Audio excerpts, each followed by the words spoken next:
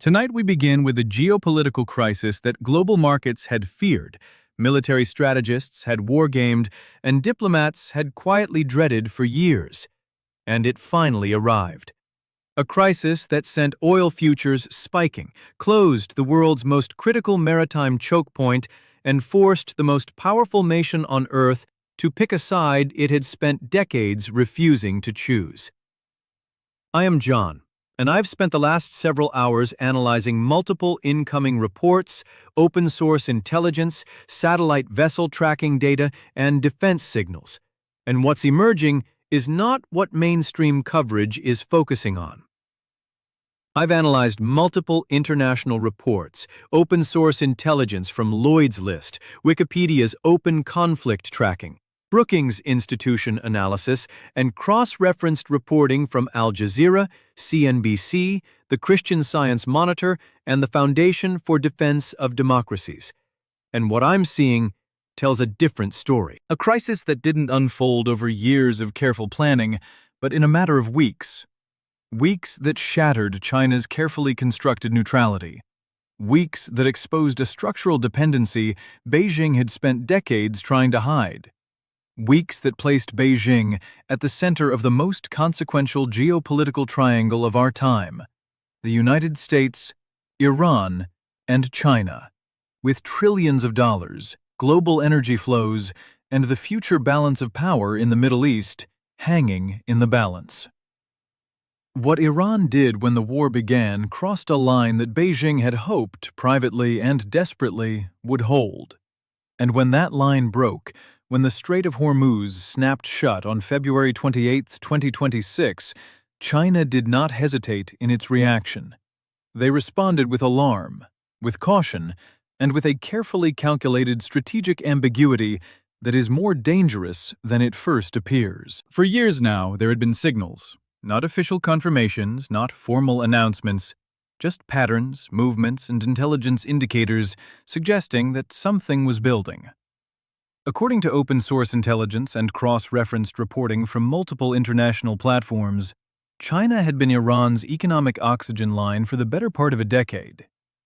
According to the Christian Science Monitor, as of late 2025, China was importing approximately 90% of Iran's total oil exports, a figure that made up roughly 13% of China's total crude oil imports. Think about that number. Nearly 1/7 of the energy powering the world's second-largest economy flows through a single partner under maximum international sanctions, through a single choke point 34 kilometers wide at its narrowest point. China has always been pragmatic in its foreign policy, but also extremely precise in how it manages strategic exposure. Their behavior in the Middle East followed a recognizable pattern: support Iran economically, avoid military entanglement, maintain diplomatic vagueness, and keep the oil flowing quietly through shadow tanker networks and ship-to-ship transfers near Indonesian and Malaysian waters.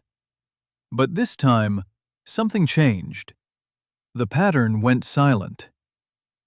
On February 28, 2026, according to Wikipedia's open conflict documentation and corroborated by multiple international news platforms, the United States and Israel launched airstrikes against Iranian military targets. The strikes included the assassination of Supreme Leader Ali Khamenei, an act that sent shockwaves through every diplomatic channel on Earth. And experts who monitor Persian Gulf energy flows know exactly what comes next when an event of that magnitude hits. The IRGC activates its maritime warfare doctrine. Iranian naval assets move into choke point positions. And then, the sudden, complete closure of the Strait of Hormuz to all unauthorized shipping. When Tehran went silent on the diplomatic frequency, that was the signal that something loud was about to happen. Within days of the initial strikes, reports from the Islamic Revolutionary Guard Corps confirmed what they described as a full maritime closure of the Strait of Hormuz to unfriendly nations. By March 4, 2026, according to open-source Wikipedia conflict tracking, the IRGC declared that the Islamic Republic of Iran Navy had achieved complete control of the strait, a body of water that, before this war, channeled approximately 25% of the world's seaborne oil trade and 20% of global liquefied natural gas supplies. Iran had laid sea mines. It had boarded and attacked merchant vessels. It had issued VHF radio warnings to all ships in the waterway. It had threatened to set fire to any unauthorized vessel attempting passage. These are the types of actions that signal one of three things: total war posture, an attempt to draw foreign powers into direct conflict, or a calculated negotiating chip in a desperate diplomatic game. Different sources are interpreting this differently. According to the Brookings Institution, writing in early May 2026, China has defaulted to a familiar playbook: high on diplomacy, low on risk. Beijing appears intent on maintaining a visible role without incurring the political costs that accompany failed mediation.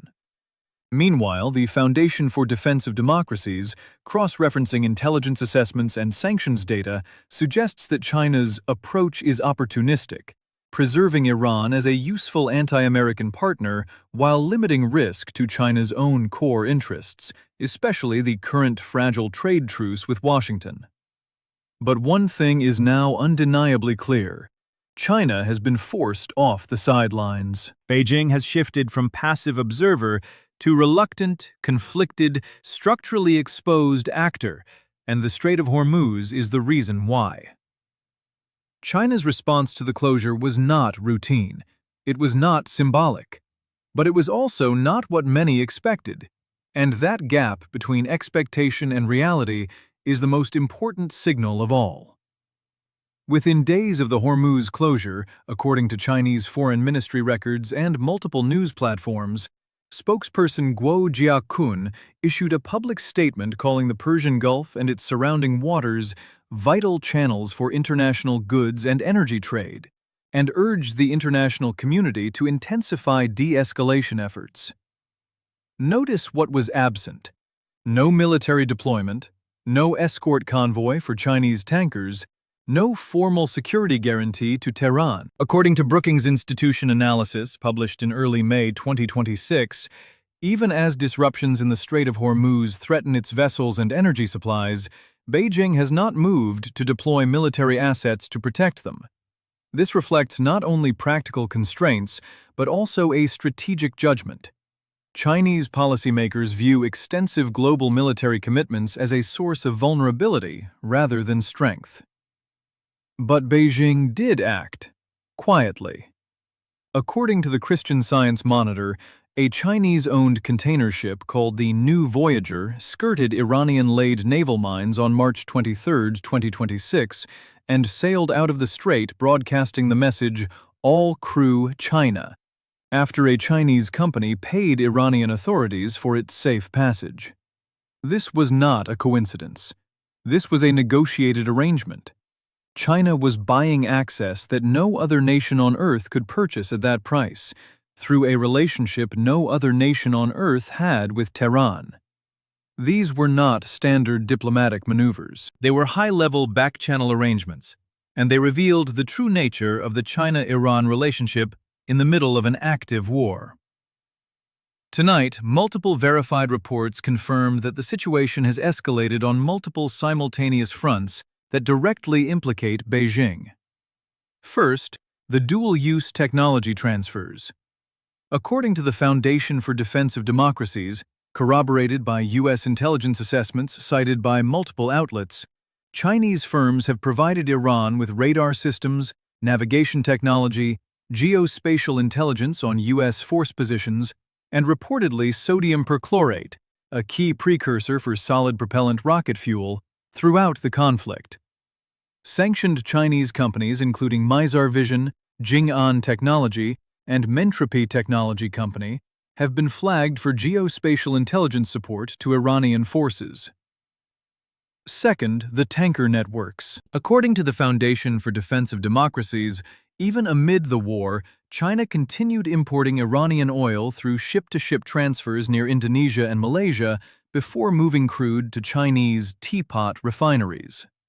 One Chinese vessel, the supertanker Juan Hua Hu, carrying over 2 million barrels of crude, was tracked sailing under the Chinese flag through the Strait of Hormuz as recently as mid-May 2026, according to Daily Caller reporting citing marine traffic and Reuters.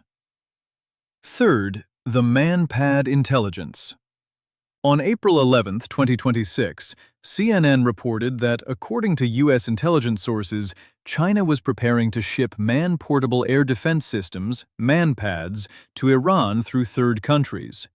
The Chinese Foreign Ministry denied this, but the U.S. had already seized the sanctioned Iranian ship MV Tosca on April 19, carrying dual-use equipment on a return voyage from China. This was not random. This was a pattern, and China was embedded in it at every layer. And this is where the situation becomes genuinely complex and genuinely dangerous. Analysts across Brookings, the Council on Foreign Relations, and the TRT World Research Center now broadly agree that Beijing's behavior in this crisis is not driven by ideology, not by loyalty to Iran, and not by anti-American ambition. It is driven by structural vulnerability. According to TRT World Research Center analysis published in May 2026, China attempts to balance its partnership with Iran, which serves political interests, against its considerable trade with Gulf nations and the West, which serves its economic interests. At the core, strategic autonomy in practice conceals significant structural dependency. Beijing imports approximately 13% of its total crude from Iran. Its Gulf imports collapsed by 25% year-on-year in March 2026, according to Brookings. Gasoline prices inside China jumped 11% in a single month. Factory margins are being squeezed. Consumer prices are rising. China didn't want this war. It didn't ask for Hormuz to close. It has stockpiled crude. Analysts estimated 3 to 4 months of strategic reserves as of January 2026, according to CNBC. But reserves run out. Supply chains erode. Public pressure builds. So when the U.S. escalated on April 13th with a full naval blockade of Iranian ports, the first such blockade in generations, Beijing did not cheer. It called the blockade, according to CNBC reporting, dangerous and irresponsible. But it also didn't break from Washington entirely. Because Trump and Xi are scheduled to meet in Beijing. Because the trade truce is fragile. Because China's export economy depends on the same global stability that the war is threatening. This is the dilemma Beijing cannot escape. And Hormuz changed everything, because it made that dilemma impossible to manage from the sidelines. As more information has come in over recent weeks, the scale of this crisis becomes clearer. According to Wikipedia's open conflict documentation, the Hormuz crisis has resulted in at least 1 tugboat sunk, 17 merchant ships damaged with 7 abandoned, 2 merchant ships captured, 12 seafarers killed or missing, and a port worker killed in Bahrain. The U.S. Navy, executing the blockade from April 13th onward, had intercepted 33 vessels as of late April, according to CENTCOM statements, while Lloyd's List documented at least 26 ships that managed to bypass the blockade line in both directions. Iran, according to multiple reports, has been costing itself an estimated $500 million per day from the blockade, per U.S. government statements. Its oil revenue, which funds approximately 45% of the Iranian government budget, according to the Jerusalem Post, has been decimated. Meanwhile, China's economic exposure is compounding. Crude oil prices have risen, shipping insurance has surged, and one of China's largest teapot refineries, Hengli Petrochemical in Dalian, was sanctioned by the United States in April 2026 for processing Iranian crude. China's Ministry of Commerce responded by ordering Chinese banks and companies to disregard U.S. sanctions, calling them a violation of international law. This wasn't a small incident. This was coordinated economic warfare between the world's 2 largest economies, playing out over the narrowest waterway in the world. This situation goes far beyond any single battlefield or bilateral dispute. It directly impacts global trade routes, with the Strait of Hormuz having previously channeled approximately 20 million barrels of crude oil per day, or roughly 20% of global oil consumption, according to Wikipedia's conflict documentation. It impacts energy supply chains from Tokyo to Frankfurt to Mumbai. According to economic analysts cited across multiple platforms, events like this influence oil futures, LNG spot prices, shipping insurance premiums, and the cost of manufacturing in every energy importing economy on Earth. It impacts the global dollar system. According to Al Jazeera reporting from April 2026, Iran and China have used this crisis to intensify efforts to denominate bilateral oil trade outside the US dollar, with Beijing potentially positioned as what one economist described as the closest the world has seen to a manufacturing one-stop shop, capable of supplying Iran with everything it needs in exchange for oil settled in Chinese yuan. And it impacts the credibility of every major international institution, from the United Nations Security Council, where China and Russia have vetoed multiple resolutions related to the Hormuz crisis, to the International Monetary Fund, whose fiscal models for Iranian budget sustainability are now being tested in real time. This is not isolated. This is fully, structurally, irreversibly interconnected. At this stage, it is important to be transparent about the sourcing behind this analysis. The Brookings Institution, one of the world's most respected independent foreign policy research organizations, has published multiple analytical pieces in April and May 2026, concluding that China's behavior reflects structural vulnerability, not strategic dominance, and that Beijing's familiar playbook of high diplomacy and low risk is being stress-tested by the scale of this crisis. The Foundation for Defense of Democracies, cross-referencing U.S. intelligence assessments, sanctions records, and shipping data, highlights that China's support for Iran, including dual-use transfers and oil purchases, is not ideological loyalty, but pragmatic self-interest that the U.S. is now directly penalizing. The TRT World Research Center, writing from a non-Western analytical perspective, concludes that China's strategic autonomy is a framing that conceals significant structural dependency, and that for the foreseeable future, Beijing will manage its vulnerability rather than escape it. The Christian Science Monitor, reporting from Beijing, noted that China's muted response to the war reveals the limits of a partnership that is more transactional than it appears. Each of these sources approaches the crisis from a different angle, with different institutional priorities. What they agree on is this: China is exposed, constrained, and navigating a crisis it did not choose and cannot easily resolve. Analysts across the spectrum are now considering multiple forward scenarios, and none of them are simple. One possibility is that China escalates its indirect support to Iran, continuing to supply dual-use materials, processing Iranian crude through renamed intermediaries, and vetoing every U.S.-backed resolution at the UN, accepting growing secondary sanctions as the cost of maintaining the relationship. This path risks a direct rupture in the U.S.-China trade relationship at a moment when Beijing can least afford it. Another possibility is that China leverages the Trump-Xi summit, reportedly scheduled for Beijing in mid-May 2026, to broker a quiet understanding. China pressures Iran toward a permanent ceasefire. The U.S. lifts secondary sanctions on Chinese refineries, and Hormuz reopens under a framework that both Washington and Beijing can frame as a victory. According to CNBC and Al Jazeera, both governments appear to want this outcome, but getting there requires both sides to trust each other in a geopolitical environment where trust is the rarest commodity of all. And the most concerning scenario, the one analysts are most reluctant to voice publicly, is that the ceasefire fails, Iran refuses to reopen the strait, the U.S. blockade continues indefinitely, and China's strategic reserves run dry. At that point, initial assessments suggest Beijing would face a choice it has spent decades engineering its foreign policy specifically to avoid: direct confrontation with American naval power in contested waters, or watching its Iranian energy lifeline get strangled to death. At this stage, nothing in that third scenario is confirmed, but the indicators are serious enough that they are worth watching with open eyes.